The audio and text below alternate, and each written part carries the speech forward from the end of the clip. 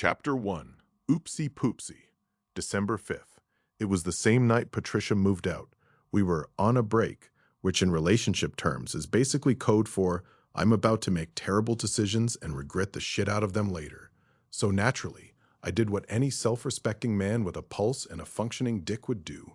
I fired up my old 90s Dodge Ram Cummins turbo diesel and went hunting for trouble. The truck growled to life like it had been waiting all day for this conclusion. The straight six, 12-valve, 5.9 liter sounded like it was clearing its throat after a 3-day bender of whiskey and cigarettes. I loved that sound. It was honest, unlike everything else in my life that week. Patricia's stuff was mostly gone. She managed to leave just enough lying around to have an excuse or three for coming back, but she was like that. She would conveniently and strategically leave enough things to warrant a sudden drop-by in the hopes of catching me doing something that I shouldn't be doing. The apartment had looked like Iran after the Taliban had set up shop. Everything was dragged haphazardly from the closet and scattered about. The kitchen was torn apart like my prom date's panties. The bed had been skinned of its layers like a cartel hitman would do to a paid informant. A single sock floated in the toilet, and the faint smell of her rage and aggression still lingered on everything.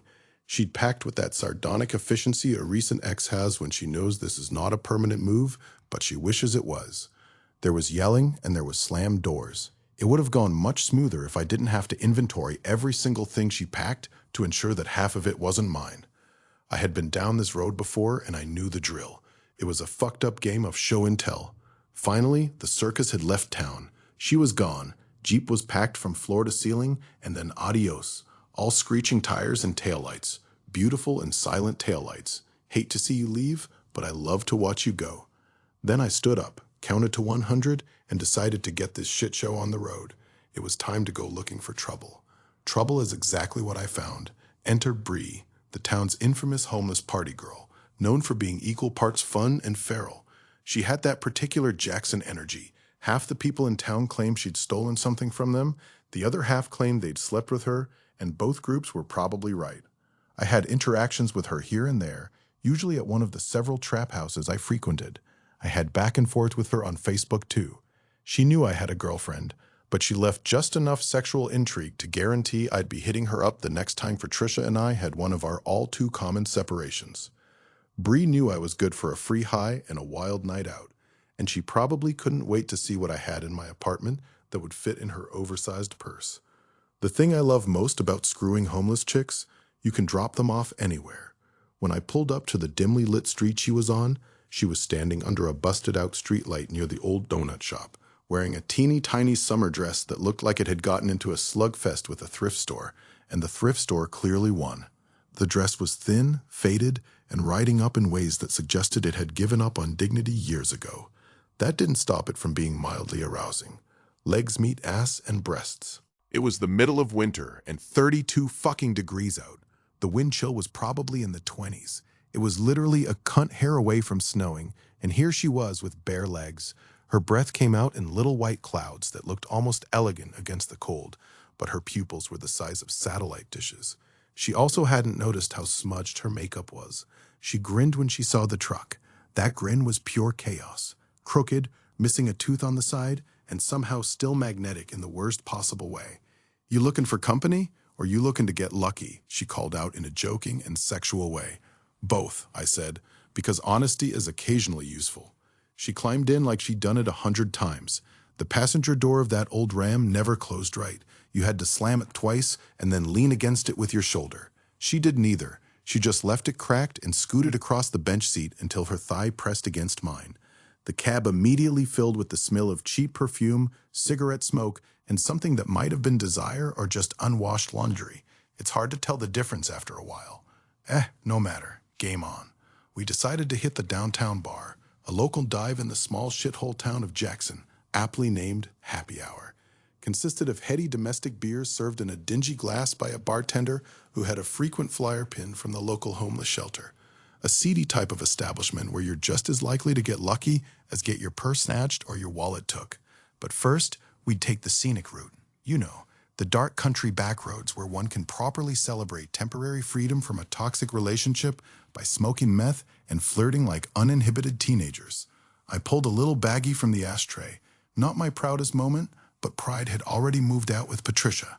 Bree's eyes lit up like Christmas. We smoked. The torch glowed orange in the dark cab. The meth hit clean and mean, the way it always does when you're trying to outrun a breakup. Suddenly, the night felt bigger. The cold felt distant. Her hand found my leg. My hand found the gear shift, and then, eventually, her knee. The truck rumbled down those empty roads, diesel engine singing its low, dirty hymn, and for a little while, life was good. I have to constantly remind myself to cherish these moments, because they don't last long. More often than not, there's a jealous boyfriend or a bored cop waiting around the next corner. Laughter and wandering hands, the sweet aroma of new romance mixing with the chemical taste of the high. She told me some story about a guy who tried to trade her a frozen turkey for a blowjob last Thanksgiving. I told her about the time I tried to parallel park this same truck while blackout drunk and took out a mailbox belonging to a retired sheriff. We both laughed too hard. The bench seat felt warmer, the windows fogged at the edges. Then her eyeballs began to bulge and her lip quivered. Bree dropped the proverbial bomb. "Shit, pull over." I glanced at her. She was already shifting in her seat, face tight, one hand braced against the dash. "You serious? Pull the fuck over." I swerved into a ditch like a man who still believed the night could be saved. Gravel sprayed, the truck leaned hard. She hopped out the passenger door and left it swinging on its hinges like the gates of hell and assumed the position. I certainly didn't see this one coming. This wasn't a dainty little tinkle. Oh no, this was a full-scale, teeth-clenching man dump. A legendary truck stop loaf, the kind of deposit that deserved its own launch code and maybe a small commemorative plaque. She was out there birthing what sounded like a litter of Rottweiler puppies that were already squabbling over their first meal, while I sat hardly 5 feet away, desperately cranking the music up to 11 in a pathetic attempt to drown out the horror transpiring on this cold stretch of road. Slipknot wasn't loud enough. Nothing was loud enough. I stared straight ahead, palms in a death grip on the wheel, living my worst nightmare. Now, I'm the type of guy who will hold in a fart until I turn purple in the presence of a woman, no matter how downtrodden she might be.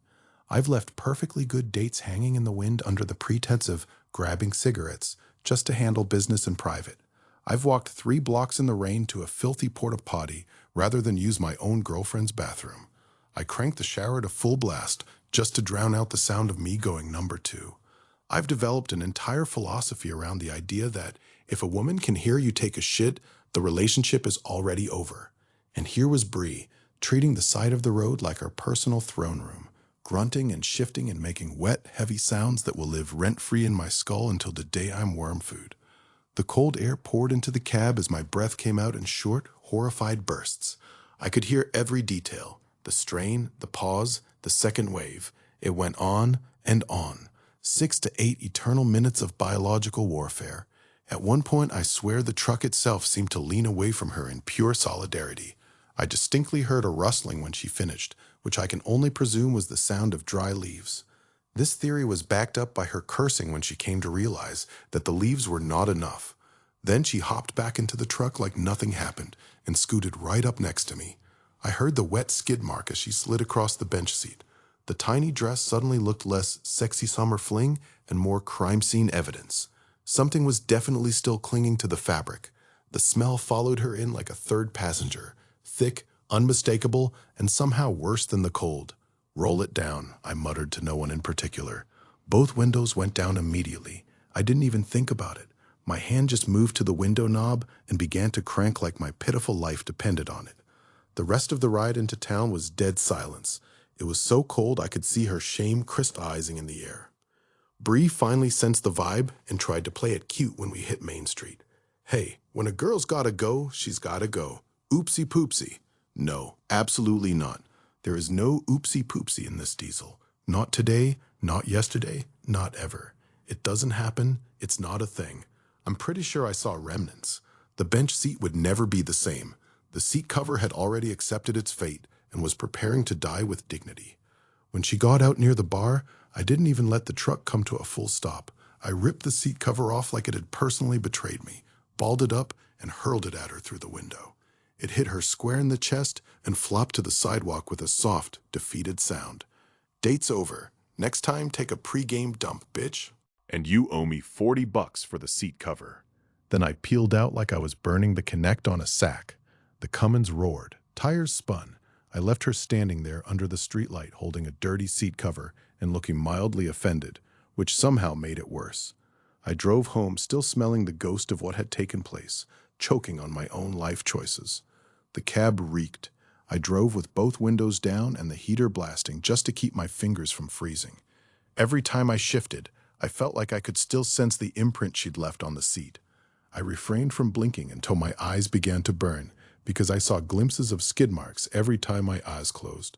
By the time I pulled into my driveway, the high had burned off, and all that remained was the cold, the smell, and the deep, bone-level knowledge that I had made a series of increasingly poor decisions in a very short period of time. Fuck me running. An hour or so later, the trauma had begun to fade, and in a moment of clarity or temporary insanity, I picked up the phone and called Patricia. She answered on the third ring. Her voice was quiet.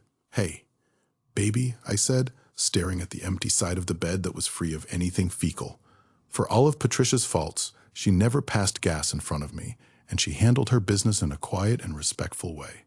"I was wrong. Please come home. I miss you." There was a long pause where I could hear her breathing. Somewhere in the background, a television was playing something that sounded like Family Guy. "You sure?" she asked. "Yeah, I'm sure." She came back the very next day. No big speech and no dramatic reunion. Just her key in the lock and the sound of her bag hitting the floor. We didn't talk about the break. We didn't talk about where she'd stayed. We just moved around each other carefully, like two people who'd survived a small explosion and were checking for structural damage. She even returned the power tool she had taken from, without much of a fight. Progress. A few nights after that, we were cuddled on the couch watching a movie, some forgettable action thing with explosions and a plot that made less sense than my recent decisions. She had her feet tucked under my leg the way she always did. Her small shorts and tank top looked fabulous on her. Halfway through, she paused the movie. She turned to me with that knowing girlfriend look and said, "All right, spill it. You went out with some skank and she did something foul, didn't she? Just admit it." I stared at the television for a long second. The frozen frame of some guy mid-punch stared back at me like it was judging my life choices too.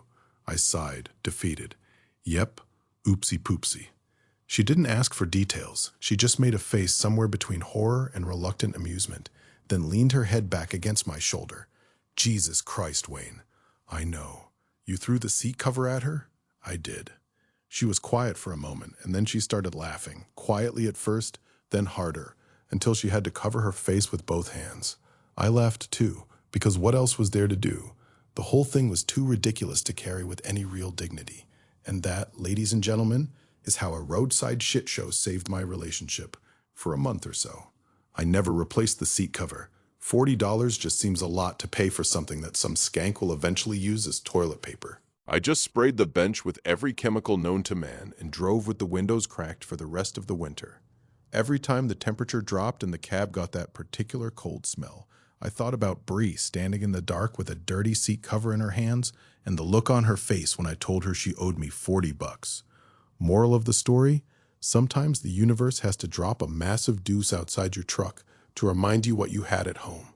Sometimes it has to do it in the middle of winter in a tiny dress on a freezing stretch of road while you're high and pretending you're still young and unbothered.